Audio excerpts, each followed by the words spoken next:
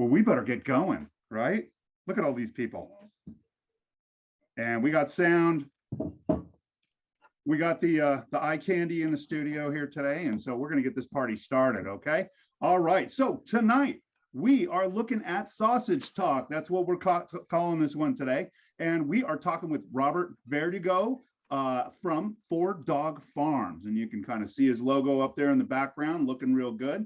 Robert is a citizen charcutier, and that means he likes to play with meat, and I mean that in the most professional and above board way. Okay, he does home butchering, kind of a hobbyist, charcuterie hobbyist, and he also sponsors meat weekends, which are educational events where you can go, you can learn how to butcher, you can learn how to cure, learn how to do just about everything with meat, from soup to nuts. And so you know, you are probably watching in the Indie Cooks group on Facebook, and I saw Robert had posted an event in there, and I thought, great, we need more of this. We need lots of events in there. I think it kind of makes it more interesting in the group. And so Robert and I kind of talked, and we decided to do a little promo for his event and kind of talk about what he does, and basically just bring you people all into the action over there. And so Robert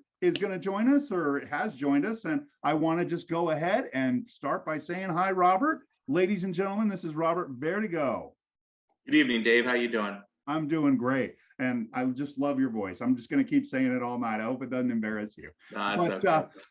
So Robert, you've been kind of a teacher all your life, basically, haven't you? I mean, yeah, I'm in my 32nd year of teaching. I've done middle school mostly, and I'm a woodshop teacher by education, and I love teaching people, and that's kind of where we ended up doing what we're doing right now on our farm.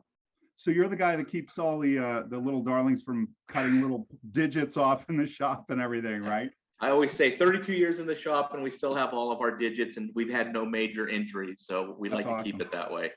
I'll tell you, you know, I was a culinary teacher for years, you probably know. And I will say I patched up more students doing that than you probably ever did in a shop class. It must be because those tools are scarier than the kitchen.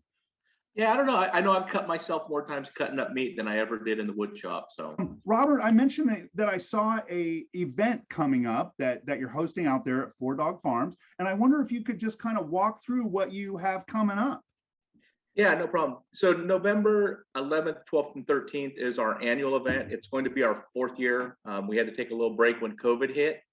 It started out 5 years ago when I met somebody online here in Sacramento, and we started talking to Robert Goodrick, who's known as the British Butcher. And we brought him in for a charcuterie weekend. We brought in a whole hog, and he did a class, and it became an annual event. It started off as a charcuterie weekend, and it's kind of morphed into more of a butchering weekend. This year and last year we had him, Danny Johnson, and I think he's going to bring Paul Karras along from the World Butcher team and from Taylor Market here in Sacramento. They're going to come and break a half a Stemple Creek steer as a demo. I've got Alan Echeverry, who's a local guy here in Penryn area, who has heritage with he is a Basque. I think he's first generation Basque here. So he's going to be our lamb specialist, and he's going to be breaking a lamb. And the Basque have lamb in their blood, don't they? They do. And as soon as he knew I was doing something, he goes, I'll volunteer to do the lamb. I said, well, we'll get you in there. And then we're still working on who we're going to bring in, and we'll break either a half or a whole hog. And then we'll do a hands-on sausage making session. We'll do a session on how to turn the bellies into bacon and everything on a pig into bacon. Everybody goes home with some samples. On Friday, the first night is teaching people how to slaughter. So we'll slaughter a hog and show them how to skin it. I have a scalding tank set up on the property, so we'll show them how to scald it to kind of keep to that traditional charcuterie skin on type stuff. And then this year we're going to add demonstrating killing a lamb and skinning that and getting it ready. So all the animals will be prepped and killed on site except for that steer that's coming from Stemple Creek. We talk about what kind of equipment you need at home, and I pull out from the KitchenAid grinder to show people where I start to our 1.5 horsepower grinder now, and to say, here's, if you're doing 1 pig a year or something, here's what you can get by with, and if you're going to be doing more, here's what you can start looking at. And then you just start bringing in all the toys that make it easier and more fun to produce what you're doing. So it sounds very unique. I mean, it's not just you're in a market kind of, you know, butcher demo, right? You guys are really going from start to finish. You're doing the stun, the slaughter, and processing. It sounds like you said bacon, I think, and so you're getting into curing. Are they smoking during this or? We'll be demonstrating cold smoking. We go over cold smoking. I hot smoked everything till about 7 years ago, and I met Robert Goodrick, our British butcher friend, and I cold smoke everything now, but I'm not opposed to hot smoking. We show people, like, if you only want to hot smoke your bacon and cook it twice, go ahead. Here, we'll show you how to do it the best way you can. Nice. We do that hands-on stuff, and it leads into classes that we do throughout the year. We're going to be bringing Robert in February, 2 weekends in a row, to do a pate and rillettes class. We had it planned for earlier this October. And with this heat, we're a farm setup. We're in our shop. It's not air conditioned. It's not heated. And so with the heat we had earlier in October, we had to cancel it. So we're going to bring Robert back and do pate and rillettes, and then whole muscle charcuterie off of cuts from store-bought meat, because not everybody has access to go buy a half a pig or that and break it in their living room. Right. So a couple of things I was just going to say to the folks out there: rillettes, that's basically French pulled pork. You let it settle in a little container, and the fat kind of seals it. It's like a preservation method back in the old days, right? But it's basically almost like spreadable pulled pork that is just delicious. If you've never heard of rillettes before, that sounds like a really cool class. And another thing I'm going to say, you mentioned like a half a hog. So are these people, like, how much meat are they taking home? Are they working on a half a hog, or what's that look like? Yeah, talking about the rillettes, it's an ultra rich. Spread it on a piece of toast in the morning and run out the door eating your breakfast in your hand type thing. Yeah, that's some French soul food right there. Right. After that, I mentioned I was asking, how much meat are they going home with? You keep talking about a half hog. Do they get a half hog, or are they seeing a half hog? Like, what's going on? So the 10th, November event is more of a demo. Everybody's going to take home probably 3 or 4 pounds of sausage linked up, and I'm over generous. They end up walking out the door with more. Everybody's going to take home probably 3 or 4 pounds of belly that'll be cured for them to smoke on their own, to be able to make bacon down the road. Then from there, it's just kind of, we have the meat, and we kind of do with it what somebody says, hey, I want to give this a try, and we're like, okay, here's a piece of meat, take it home and try it. People that are looking to take home a lot of meat, our classes are full, but we have one coming up this Saturday, and it filled up so quickly that we scheduled another one on the 5th of November that's filled up already. That class, they come in and they're getting, with the fee, they're getting a half a hog.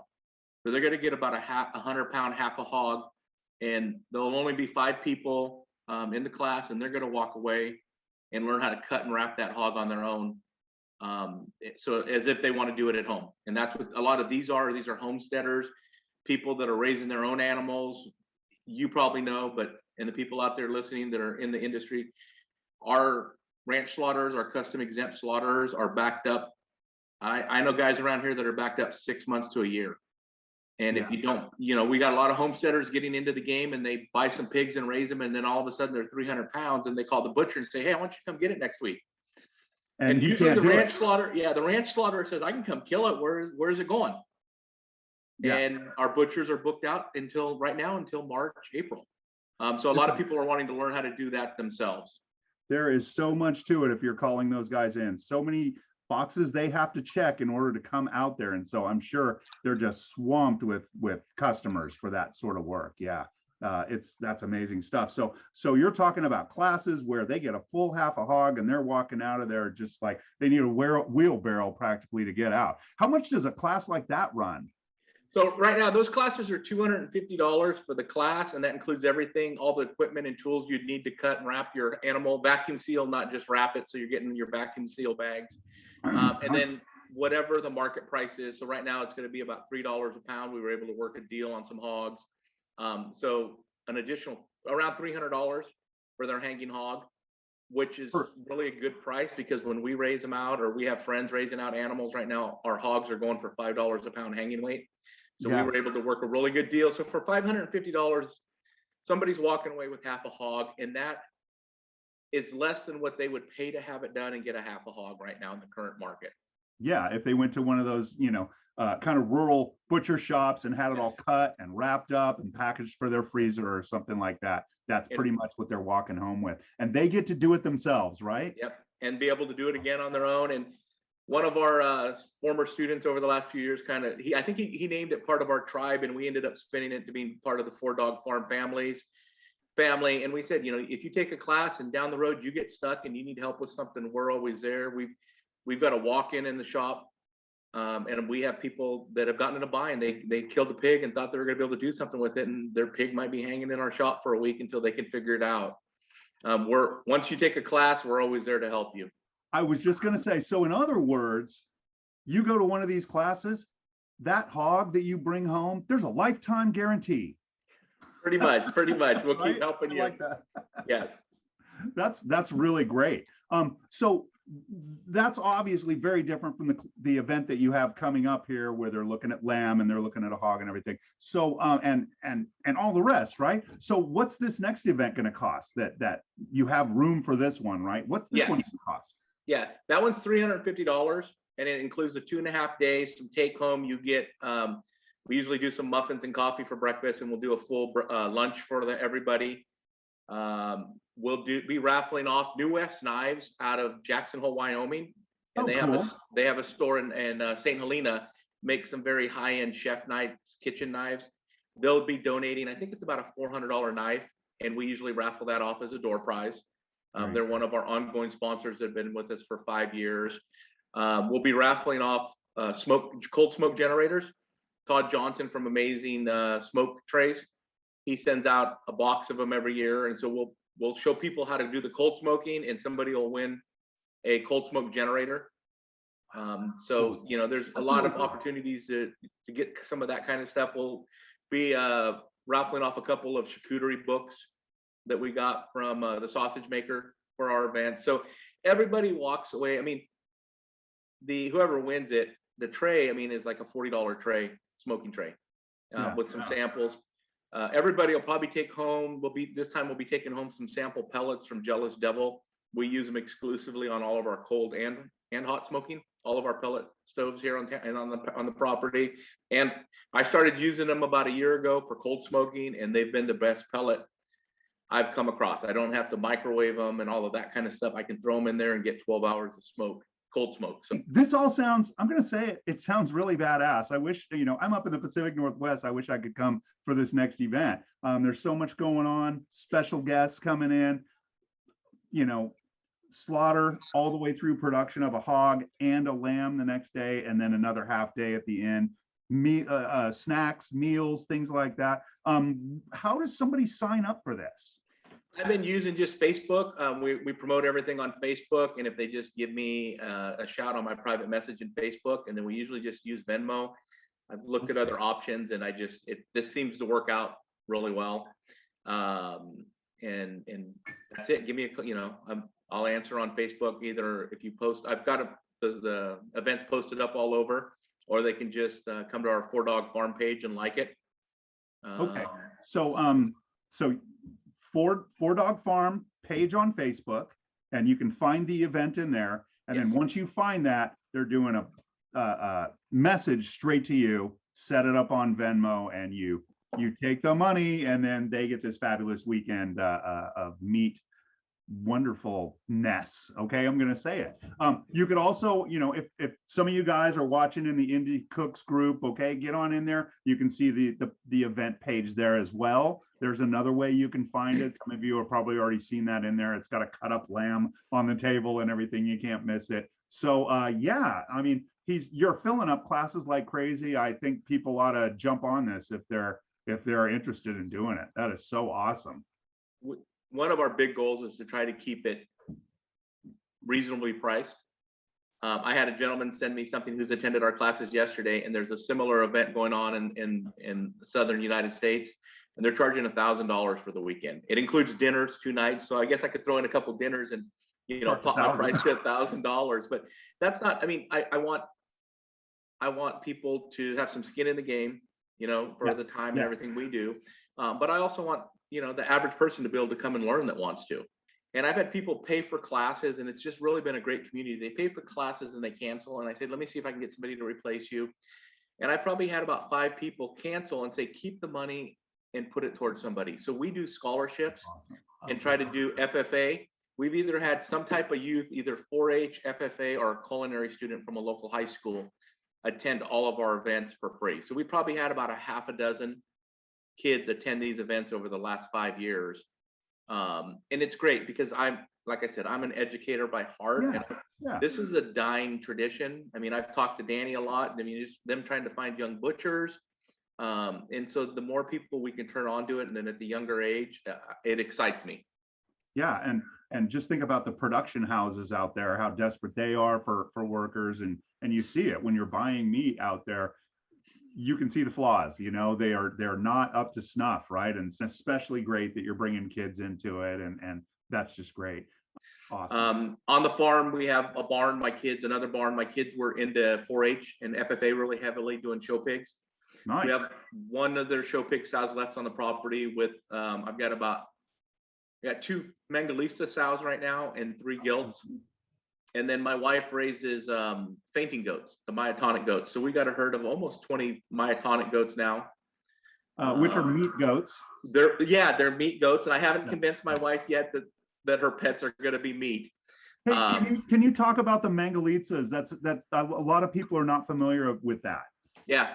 So the Mangalista is a heritage hog. I believe it's out of Germany. It's out of, you know, Europe. Hungary or something. Yeah. The first time I saw one, if you see them clean in one of the traditional looking colors, there's several different breeds of them, or I guess strains of them, but they look like a curly lamb. They have hair, their hair looks like more like wool on a lamb. I guess they'd be referred to as a lard pig. Yep. One of the ones we killed, one of the ones we harvested at one of the events, one of the Charcuterie event, had probably 5 inches of back fat. They're a lot more color to the meat than traditional pork. A lot of our pork you see from the grocery store is white. That pork is more red. Yeah.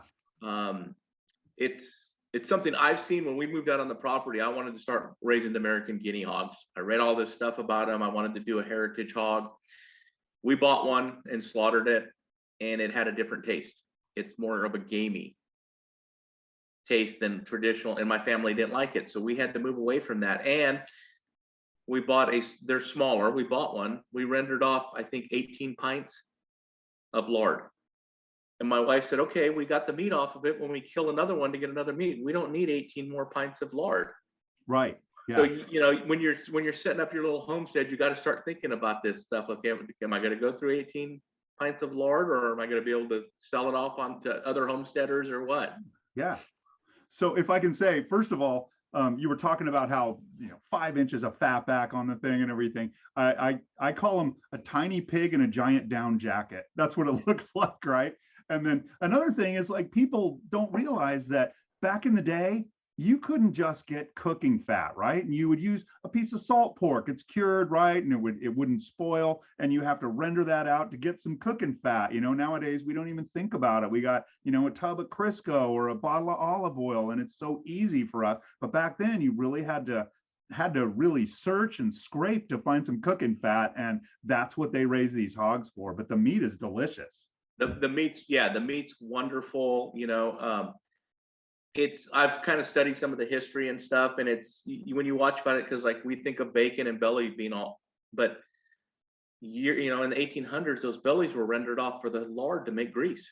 Yeah. On the wagon trains and stuff. And so you've heard of buckboard bacon. That's one of the things we teach people how to do here, is taking that shoulder, which normally we would, the pork butt, and smoke, curing that and making a bacon out of that.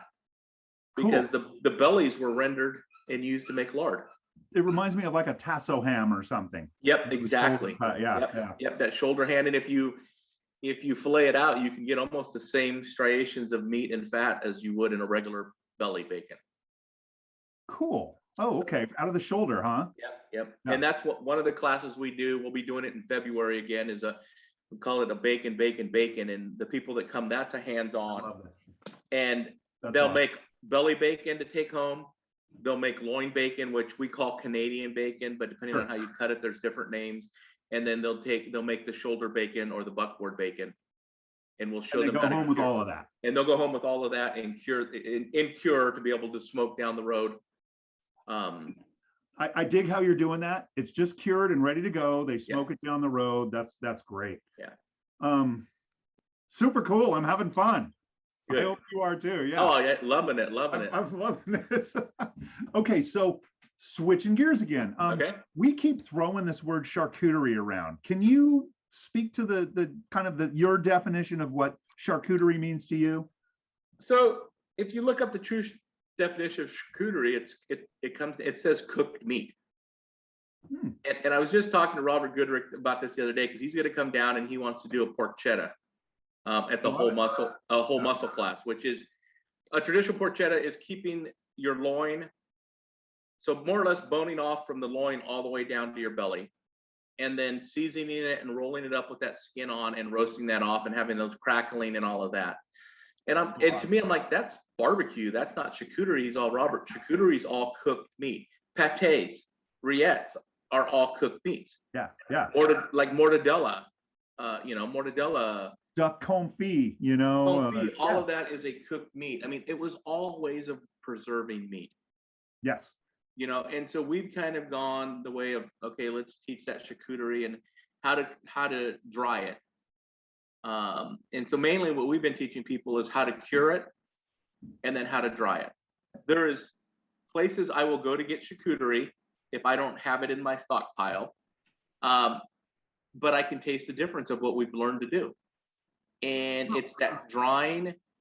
I'll say this, one of the things, and you've been in the industry, the rules and regulations in America hinder our charcuterie experience. We're biophobes. Coming from the charcuterie that we were able to experience coming from butchers or in restaurants or anything, even compared to Canada. Most of the product that I've learned now is we're drying our meat to 40%. So if you take a 10-pound piece of meat, it's going to be 6 pounds when we're done with it before we touch it. And the stuff I buy at the store might have good flavor, good texture, but it's sitting around maybe 30% loss. Yeah. Some of it even has been brought up to temperature of 142 degrees if it's pork to make it semi-cooked. Yeah. And then the people that are producing that commercial salami, the process and the cost of it is just to be able to have the setups to do that is unreal. You can't take variances, the permits and everything you need. Yes, and the tracking. I mean, to take and do. From my understanding, like I said, I tell everybody this when we start our classes, I'm not a butcher. I say the same thing all the time. I'm somebody that's excited about this. I think I do a pretty good job of bringing people to the table to help other people become educated. I'm smart enough that I can educate myself and pass some of that on. But we're afraid of things. I mean, I have a leg of a pig from last year's event sitting in my refrigerator that was wet brined or wet cured, and then I hung it. I haven't done anything else with it. I have 2 bellies in there. People walk in and they're like, "Oh, that's rotten." And somebody was here yesterday. I was helping them slaughter, cut and wrap his deer. I took a brush, we brushed off the mold, and I started slicing the bacon, which has become pancetta, Tessa, flat pancetta. And he's like, "Oh my God, I've never tasted anything like this." He goes, "I would have been afraid of the mold." He goes, "I would have been, if I walked in somewhere, I would have thrown this away if you hadn't told me it was all right." He goes, like, "I've got hints of blue cheese. I've got hints of the pork in here and everything."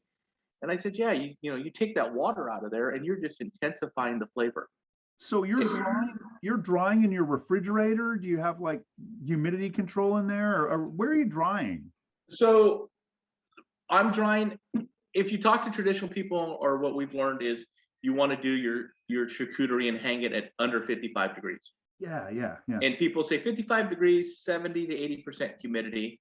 And depending on what you have in there, you keep an eye on it. If it starts to get a little wet looking, or you're developing, brown and black molds, which aren't always bad, but if you start getting certain colors of molds, or it's tacky, then you bring that humidity down to 70. I have a room dehumidifier in there.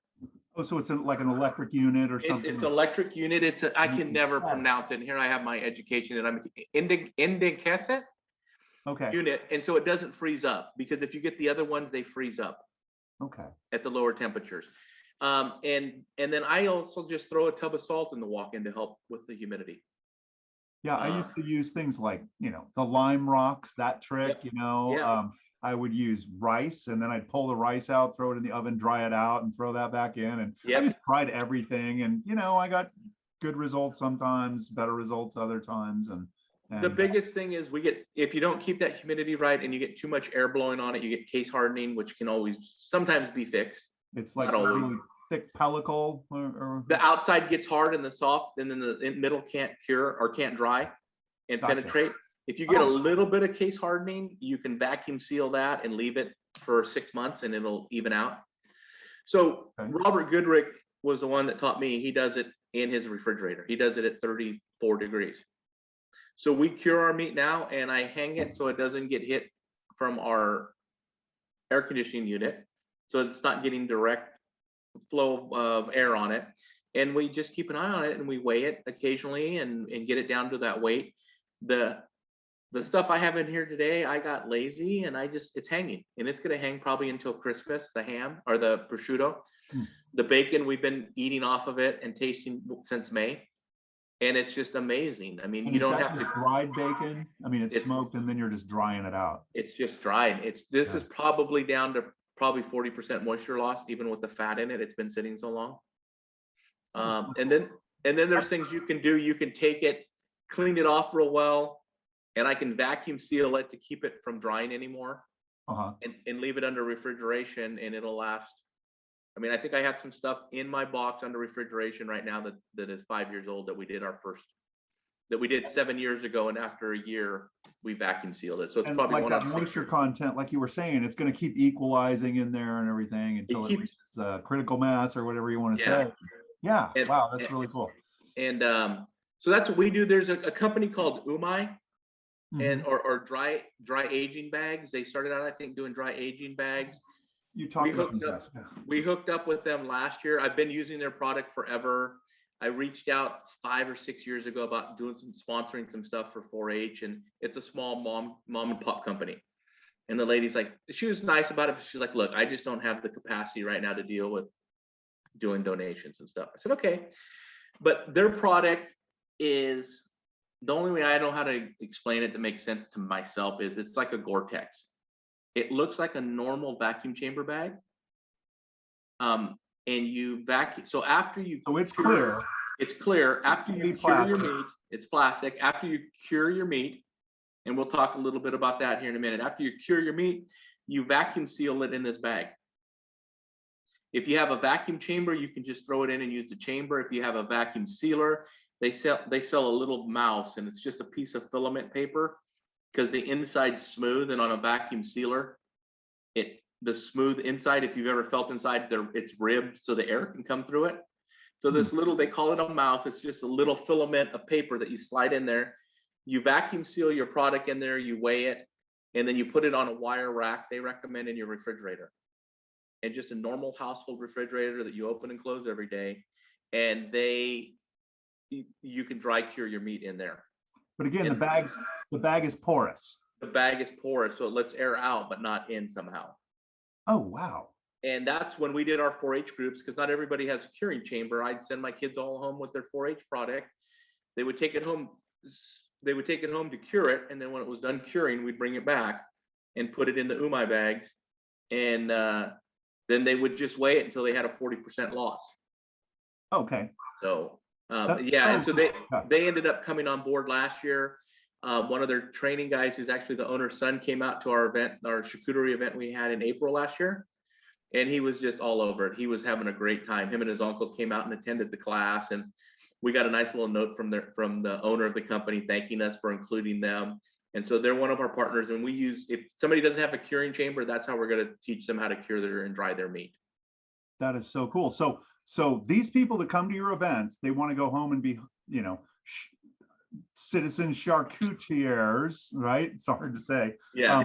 This is the type of equipment they're going to need, and and to get like that dry cured stuff. And ladies and gentlemen, we're talking about, he's talking about drying things like prosciutto is a dried ham. Salami is a dried and cured sausage, right? And you do these long processes, and you were talking about like blue cheese flavors and things like that. These are fermented meats. It sounds so counterintuitive to this microphobic society that we have here, but this is really juicy stuff, and I'm just hanging on the edge of my seat. I'm loving every minute of this. This is awesome. Really cool stuff. And so it can be done by a meat hobbyist is kind of what my point is. We started out doing this in our island in our kitchen. Wow, that's cool. The charcuterie stuff, people ask, oh, do I need a grinder? Do I need this? If you're not doing salami, you don't, even if you're doing some salami, we'll talk about it in a minute, but you don't need a grinder. You can go pick up a pork tenderloin at the grocery store and turn it into Lonza or Loma. There's different names of it depending on different countries. And we teach a method called the EQ cure. You might be familiar, maybe you've been around where you bury it in salt. People will say mix 50-50 salt and sugar and bury it in there for a week and pull it out and you're done. And then they'll tell you soak it in water to get all the salt out of it so it's not too salty. We talked about this. Yeah, and it's a guessing process because you soak it and then you take a piece off and you fry it. And then you hope that once you dry it, that it's not too much salt in it. You talked about like salt pork. People don't realize that salt cod. Yeah, salt That's cod. right, yeah. People don't realize like cod. Salted pork was in barrels and it was for nutrition. It wasn't like a culinary experience when you got that stuff. You cooked it into your beans, you cooked it into your collard greens after you soaked it for 24 hours or 48 hours to get the salt back out of it that was preserving it. And this is where we got the name Boston butt, right? Yep. Yeah, curing in these barrels, those barrels were called butts. Yep. That's so why. It has nothing to do with the back end of an animal. Nope. Everybody says, "Ooh, we're eating butt." Nope. The ham you eat every day is the butt. But so we've taught EQ curing methods, and everything's based off the weight of the piece of meat. Gotcha. So if you have a loin that's, and we do everything in grams, okay? So I think we're around the same age. I grew up in elementary school learning metrics, and we were told everything in the whole world was going to go to metrics by the time we were in high school. I'm still waiting for it to happen. I see a little bit of it at the hardware store. I'm still waiting for Esperanto. Remember that? Yes. So when I started, Robert Goodrick started kind of mentoring me. Everything he did was in grams. Now he's from England, so I'm figuring, okay. But when you start cooking with it and when you start doing recipes with it, it's so much easier because everything's based on 10. So another thing about this is when you're doing cures, you're using such small amounts. Grams can be much more accurate than trying to use ounces. They're just too big, and you've got to do this like, 24th of an ounce. It just doesn't make sense. With grams, it's just like, give me six grams and you're good, right? Right. That's what I love about it.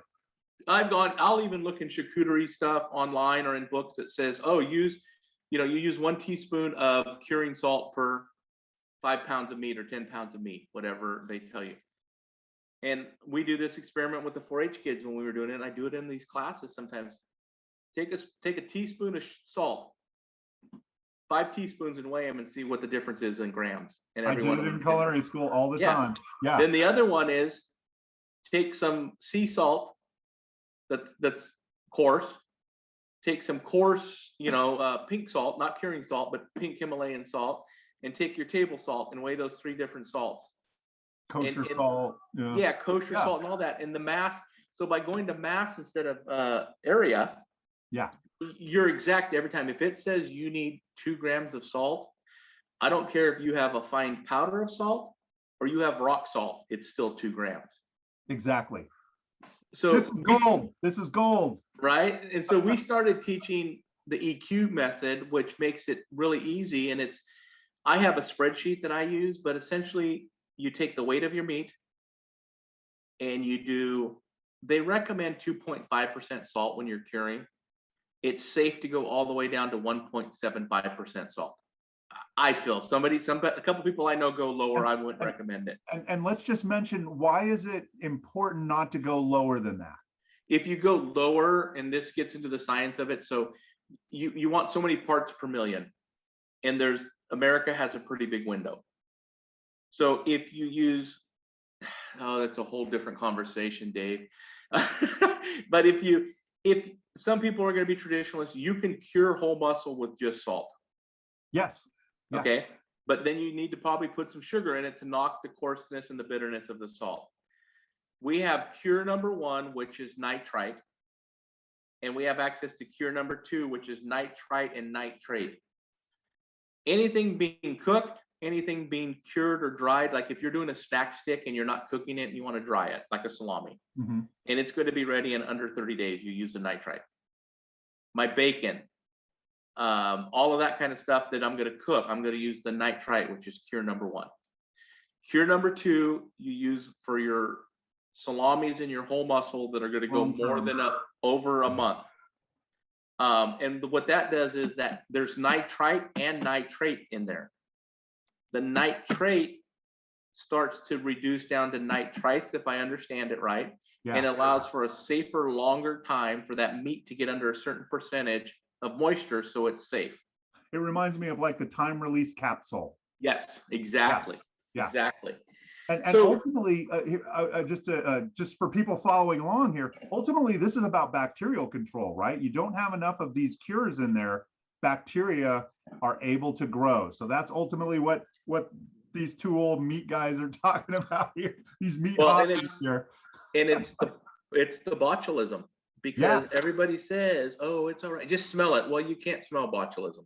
Correct. If it's in there. So we teach that EQ method. So on a bacon or loin, if I'm making Canadian bacon, buckboard bacon, or regular bacon, I take 1.75, 1.7% salt and 0% to the weight of the meat. To the weight of the meat, and 0.25% for the cure. So not 25%, 0.25%. Right. And then now you can add, if you, at that rate, I don't have to add any sugar. So if you're keto, if you're whole food, no, you wouldn't really do whole because they're against the nitrate. But if you're keto or you're watching your sugar because you're diabetic or whatever reason, that's all I need right there to cure my bacon. Right. And it's not going to be overly salty to eat. It's not going to be overly salty. Still going to discourage the bacterial production in there. There's still enough parts per million to keep it safe. Now, if you like a little sugar, then you can add 1%. You can add honey, you can add sugar, you can add brown sugar, whatever you want. But now you're not having to add the sugar to dissipate the salt. Exactly. You're adding it for your flavor profile that you're looking for. Just enough that you want. Yeah. And then what I tell everybody when we're doing the classes is start at 2%. And then if it's too salty, knock it down. If it's not salty enough, you can some people go 2.5%. Okay. I love salt on my food, but in my charcuterie, I'm down to that 1.7 because I want the flavor of the meat to come through. I'll say this, I don't want to get up on my soapbox about it, but the whole nitrate, whole, not using it.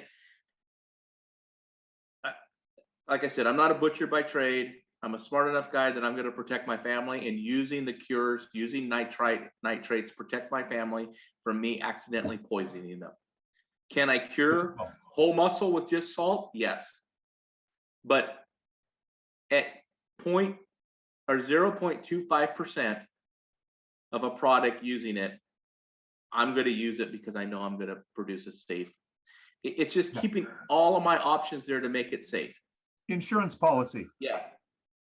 So I got to throw this out there because we've had this conversation at home with the wife when we've eaten Whole30 and that kind of stuff. And she started buying the bacon when we didn't have any that we'd made, the nitrite-free, no cure. I was going to ask about this. I had my thumbs down here. You couldn't see it, but the nitrite-free. So it is a political thing. It is a governmental thing that allows them to say that there is no cure, that it's uncured. So celery juice powder, so they juice something and then turn it into a powder, has nitrates in it. And that's how they're curing these products that say they're uncured. And the government made a rule saying that they didn't have to or they couldn't. It's whoever you ask. They didn't have to say it was cured then. They could say it was uncured.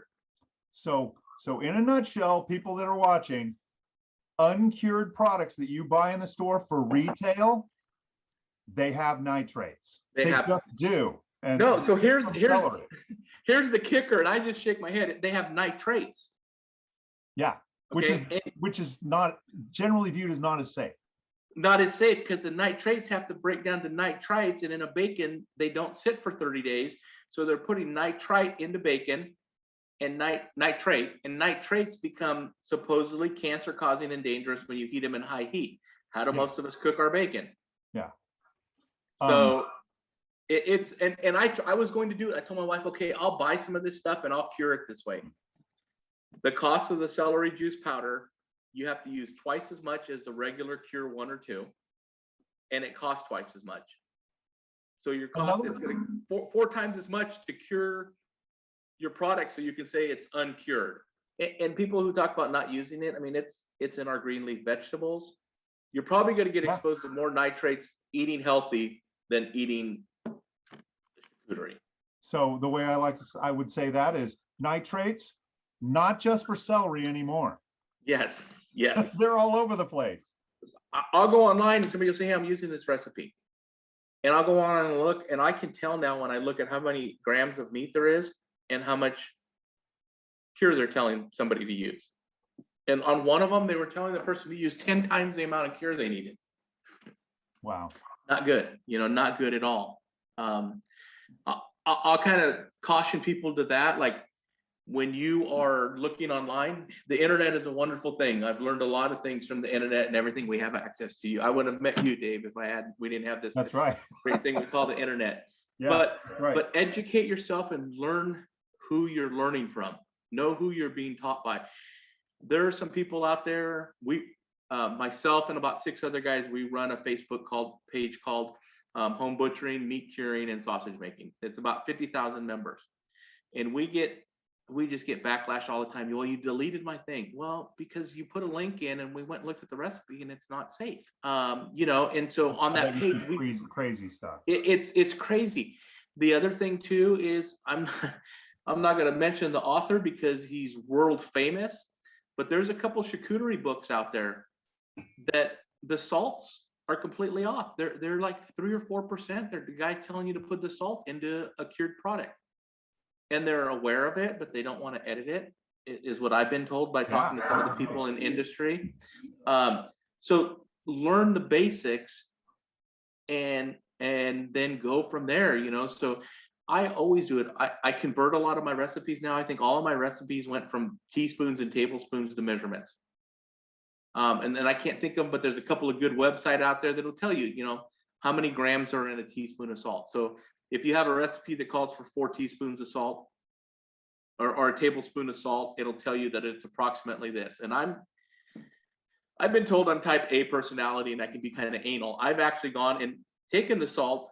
A recipe calls for 4 tablespoons of salt, and I'll take 4 tablespoons and I'll sit there at the dining room table one night and measure out 10 tablespoons and average it. But you talked about it earlier, different salts weigh differently. Yeah. Right? And a recipe doesn't say. Recipe just says a tablespoon of salt. Yeah. And for the most part, probably talking about, Morton's iodized salt or something. Yeah. Yeah. So yeah, that's just kind of the thing. Is find whoever you're following. And I'll say this, and I'm going to give Danny props. Danny's been great, helping us with our classes. Danny's done some great things for the butcher world. And Danny's got to be probably one of the most humblest people I know. He's not out there on YouTube. I mean, I'm going to say this and Danny might kick me later, but Danny could probably make 10 times the money he was making if he put himself on YouTube and, had these channels that produce money and all of that kind of stuff, but that's not who he is. Can I interject here? Yeah. For those that are watching, you can watch an interview with Team World Butcher Championship Captain Danny Johnson on my YouTube channel, Indie Cooks. Check it out. I had to do a plug. Yeah. But find mentors, find people that know, because and I was saying, like what Danny said, we've talked about this a little bit. There are these people out there that have these personas that are great for YouTube. They're great for Instagram, but they may not be the most knowledgeable person. Mm-hmm. There's several things that I have watched. I mean, and some of these people are like, I'd say world famous YouTubers that are, you know, from England or from America that are just producing all this content. But what they're telling us isn't the best procedures or process or best recipes. You know, find yourself a mentor and then tweak it from there. I give Robert Goodrick a hard time. Robert Goodrick, I think, is about 74 years old, and he started at 14 years old as an apprentice in England. Yeah. And he's been a butcher his whole life. He'll show me something traditional, and I say, okay, now that I know how to do it safely, I'm gonna tweak it this way. And he's like, Robert, what the heck are you doing? That's not how we do it. I said, but that's how we grow. That's how we play. And you know, but I know the safety and I know what it should be like. He told me find something that somebody does and they know how to do it right. Take that recipe, do it, understand the flavor profile, and then tweak it from there. Then make it your own from there. You know, but understand the safety of it. Understand, you know, sometimes understand the tradition of it. You know, and because there's a lot of tradition. I'll share this. This is one of the things I see, and I did not feel bad because our American team was great, but they're competing in the World Butcher competition with Europe. And, yeah, with Europe, with Germany, that's been around for how many thousands of years, and America's been around for what? You know, and I was just so impressed that they tied. I think they tied for the best beef sausage with Germany. You know, because America's a melting pot. We were developed, and all of our stuff is probably done from countries that was brought over here by our immigrants from other countries, you know. And so for them, that American team to do that, I was just amazed and shocked. It was in their second competition. Yes. Right. These other guys have been doing it since they were 14 years old, and they're 79 now, right? Yep. Yeah. European butchery is just a completely different animal. And placing, like, tying with one of the sausages from Germany. I always talk about Germany. It's the land of pork, you know. I mean, you talk about French pate and things like that. Forget about it. It's German sausage and all of that. And it's just amazing that they figured that stuff out before they knew what bacteria even was. Right. Doesn't that amaze you? Before we had refrigeration and all of that. All of it. Yeah. You know? It's just so amazing. I'll share. So, and I was just amazed at the people that didn't realize it, especially people in the food industry, but you talked to Danny about it when the World Butcher competition was here. So the Four Dog family stepped up. I had met Danny, I think Danny about 4 years ago after one of our classes. I take the butchers that come into town, usually on the Monday after our events. If I have butchers coming from out of town, I take them around and show them kind of what's going on. Nice. And we happened to walk into Taylor's, and I'm showing the British butcher around. And my son at the time, who's 17 now, he has some interest in maybe becoming a butcher or a ranch slaughterer. And so we were there, and I asked, hey, is there anybody that can talk to my boy? And somebody behind the counter said, well, let me go see. And he walks in the back, and Danny comes out. Never met Danny before. He ends up being an alumni of the high school my son's going to. Oh, and then we find out that the American team is practicing in the back room. So we got to go in the back and meet the American team that was training for the event that was canceled. Right. I think two or three of the guys jump up, and it's Robert Goodrick, who was with me, is introducing himself. They're like, oh my God, you're the British butcher. And they're taking pictures with him before we get out to the parking lot. They're Instagramming. Here's I just met him. Here's the American team is Instagramming stuff with Robert Goodrick, who I just brought into town. But that event that Danny brought to Sacramento was amazing. We had the opportunity. I told Danny, hey, any way we can help out. We took 17 to 20 people came in on Friday during the junior and apprentice butcher, and during the main one. And we volunteered and we packaged, I think Danny, somebody else can correct me, but if we figured it out right with all the animals, close to 10,000 pounds worth of meat from that event got packaged so it could go to the local food banks. And that was a Four Dog family, you know, stepping up. We had a couple butchers come from Ontario to come to the event, stayed with us, and would just help. They worked the event. They went down on the floor and helped with us.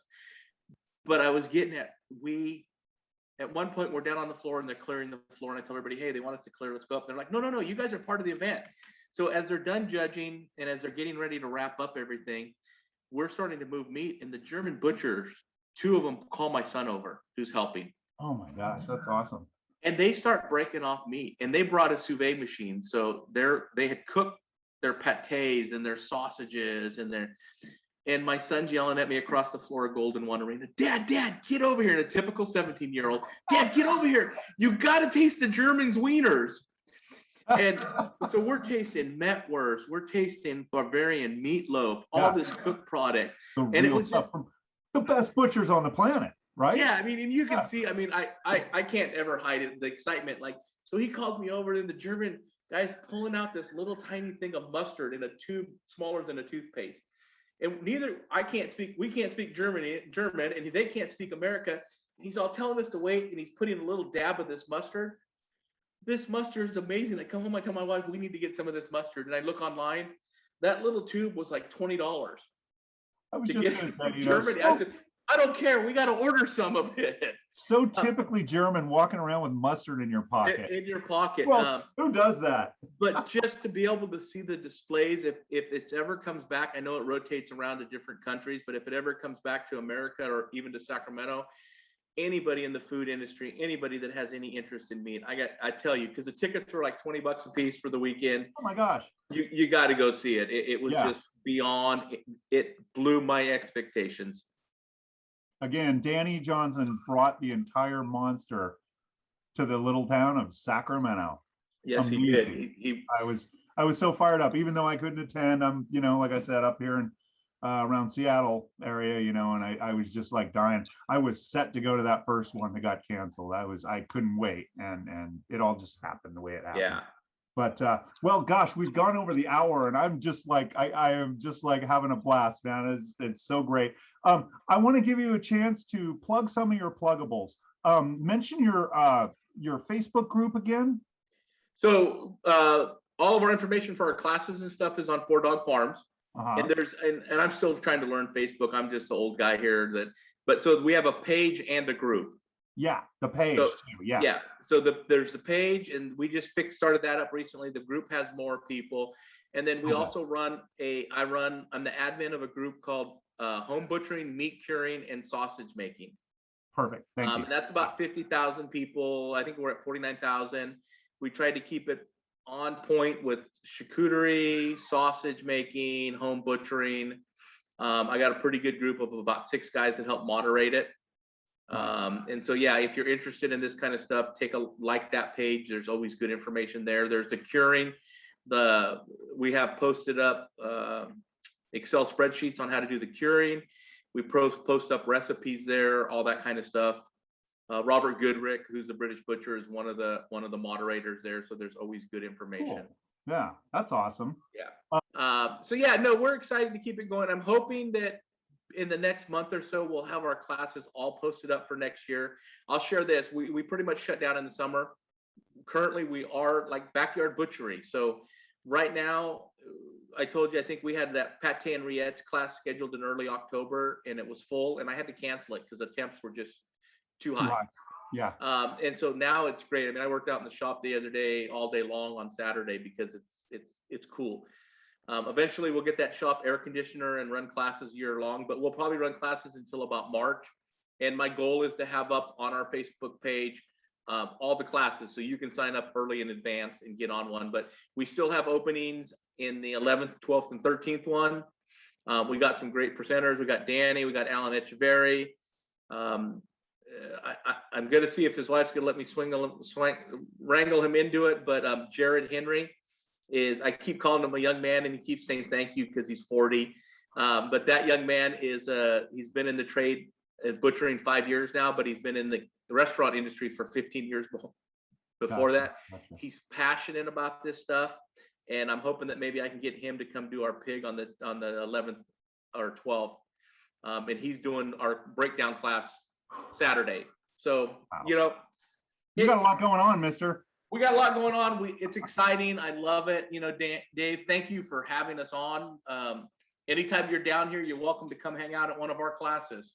That'd be so great. I can't wait. I just passed by Sacramento just the other day. We had to go to Bakersfield and come up here with a U-Haul truck. And I was looking out the window. My wife was driving as we went through the town, and I'm just like a dog looking out the window, wishing I could get out, you know. But hey, man, I really, really want to thank you, Robert. That was a blast, man. Just sitting here talking about meat, a couple old codgers. You know, I don't know if anybody else is interested, but by God, that was some good stuff. I enjoyed.